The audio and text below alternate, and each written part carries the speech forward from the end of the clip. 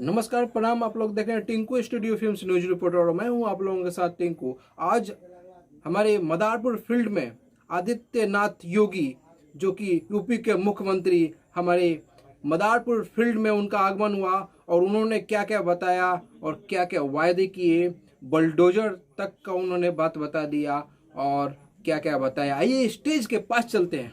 के अंतर्गत, make in India के अंतर्गत, डिजिटल इंडिया के अंतर्गत रोजगार के साथ जोड़ने की व्यवस्था करना, प्रधानमंत्री मुद्रा योजना से लोन की व्यवस्था करके स्वरोजगार के साथ जोड़ना और भाइयों बहनों 50 करोड़ गरीबों को 5 लाख रुपए सालाना स्वास्थ्य बीमा का कवर दे देना, ये प्रधानमंत्री मोदी जी के कारण ही संभव हो पाया है।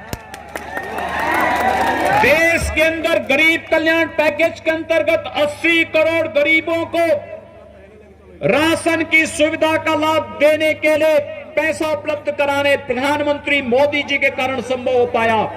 और भाइयों बहनों, मोदी जी ने कहा था 5 साल गरीबों के लिए, इसमें गांव, गरीब, किसान, नौजवान, महिलाएं उनके एजेंडे का भाग होंगी और अगले 5 साल देश की समृद्धि और भारत को दुनिया की एक महाताकत बनाने के लिए। याद करिए, कांग्रेस के समय जब कोई पाकिस्तान प्रायोजित आतंकवाद भारत पे हमला करता था तो क्या स्थिति होती थी? देश मांग करता था पाकिस्तान को जवाब दो और कांग्रेस के नेता कहते थे नहीं नहीं, पाकिस्तान को छेड़ेंगे नहीं, कहीं वो ऐसा नहीं कि एटम बम का प्रयोग कर देगा। यानी हमारे लोग मारे जा रहे थे, हमारे जवानों पर हमले होते थे, लेकिन कांग्रेस के लोग देश की जनता को गुमराह करके पाकिस्तान के प्रति सहानुभूति व्यक्त करते थे। और आज अगर पाकिस्तान दुस्साहस करता है तो पाकिस्तान के अंदर घुस करके भारत की सेना पाकिस्तान को पूरी तरह नेस्तनाबूद करने का कार्य करती है। और इमरान खान, पाकिस्तान का प्रधानमंत्री, दुनिया के अंदर जान की भीख मांगते मांगते फिरता है कि भारत से बचा दो। यह है भारत के जवानों का शौर्य और पराक्रम, यह है न्यू इंडिया, यह है नया भारत। और भाइयों बहनों, ये कांग्रेस तो देश के अंदर आतंकवाद को और नक्सलवाद को बढ़ावा दी है। ये जो अपराधी, यहां का भी एक दुर्दांत अपराधी जेल के अंदर सड़ रहा है, इन अपराधियों को पालने का काम कांग्रेस और राजद ने किया था। लेकिन आज भारतीय जनता पार्टी नेतृत्व की केंद्र की सरकार कश्मीर के अंदर धारा 370 को समाप्त करके, कश्मीर के अंदर आपने देखा होगा परसों एक आदेश जारी हुआ भारत सरकार से, अगर सीवान का कोई नौजवान भी जम्मू कश्मीर के अंदर, श्रीनगर के अंदर मकान बनाना चाहता है तो आपको यह अनुमति आया हुआ है। अगर वहां पर भी अगर आप बसना चाहेंगे, इससे पहले अनुमति नहीं थी। 1952 में 370 को लागू करके कांग्रेस ने देशवासियों के लिए जम्मू कश्मीर में जाने के रास्ते बंद कर दिए थे, लेकिन प्रधानमंत्री मोदी जी ने रास्ते खोले हैं। एक भारत श्रेष्ठ भारत की परिकल्पना प्रधानमंत्री मोदी जी की। और भाइयों बहनों, आप सबके लिए, पूरे देशवासियों के लिए इससे बड़ी गौरव की बात क्या हो सकती है? हमने जो कहा वो करके दिखाया। जब मेरी हार्दिक इच्छा थी अयोध्या में भगवान राम के भव्य मंदिर के शिलान्यास में बिहार के हर गांव का प्रतिनिधित्व हो, यह मेरी हार्दिक इच्छा थी। लेकिन एक कोरोना संक्रमण के दायरे, कोरोना महामारी के नाते भाइयों बहनों, हमने शुभ मुहूर्त में संजोग, आप देखिए कितना अच्छा संजोग बैठता है। 5 अगस्त 2019 कश्मीर से धारा 370 सदैव के लिए समाप्त हो जाती है और 5 अगस्त 2020 500 वर्षों का हिंदू समाज के जो भावनाएं थी, जो टीस थी, उस टीस को दूर करते हुए प्रधानमंत्री मोदी जी के द्वारा अयोध्या में भगवान राम के भव्य मंदिर के निर्माण का शिलान्यास भी कर दिया जाता है। 5 अगस्त 2020 अयोध्या में भगवान राम के भव्य मंदिर के निर्माण का मार्ग प्रशस्त होता है। ये चीजें बताती हैं कि भारतीय जनता पार्टी जो कहती है वो करके दिखा देती है, और हम लोगों ने करके दिखाया। अगर यहां पर एनडीए की सरकार नहीं होती, नीतीश कुमार जी मुख्यमंत्री नहीं होते, तो यहां का माफिया जेल के अंदर सड़ रहा नहीं होता, वो भी सत्ता के गलियारों में रह करके बिहार के अंदर लूट और खसोट के एक नई यहां की पीढ़ी को खराब कर रहा होता।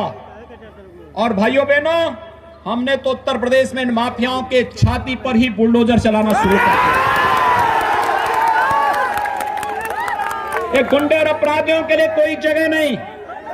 इन्होंने गरीबों को लूटा है, व्यापारियों को लूटा है, व्यापक अराजकता फैलाई है, विकास के कार्यों को इन्होंने लूट करके विकास से वंचित किया है। और इसलिए कानून के दायरे में रह करके जितनी सख्त कार्रवाई इनके खिलाफ की जा सकती है, उतनी सख्त कार्रवाई इनके खिलाफ की जानी चाहिए, और एक कार्रवाई हम लोग कर रहे हैं।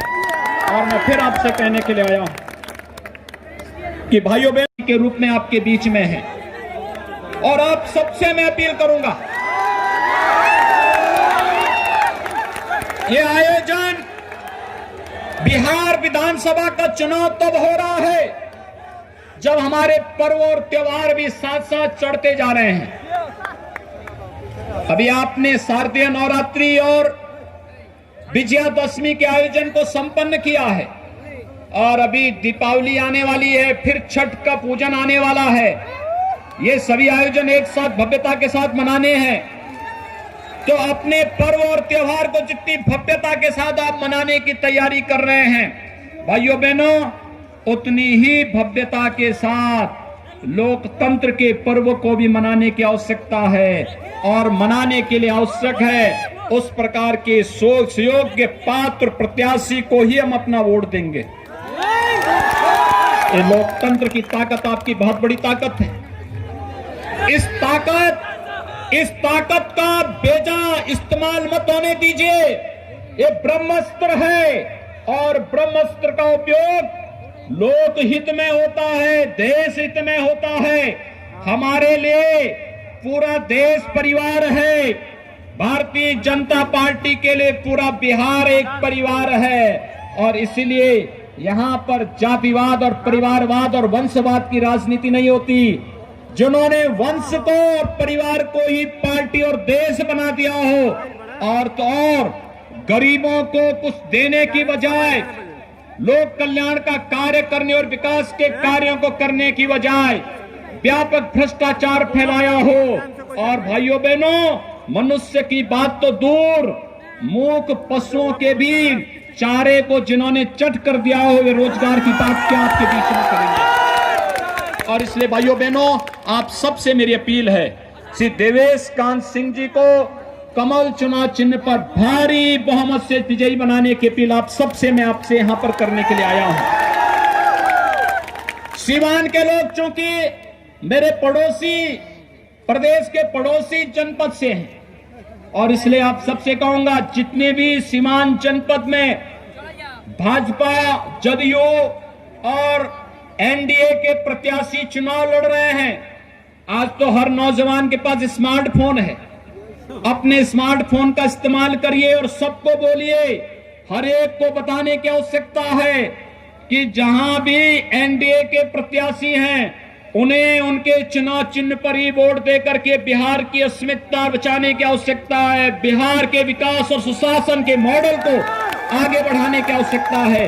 यही अपील करते हुए 3 नवंबर को होने वाले चुनाव में श्री देवेश कांत जी को भारी बहुमत से कमल चुनाव चिन्ह पर जिताने की अपील करते हुए वाणी को देता हूं विराम।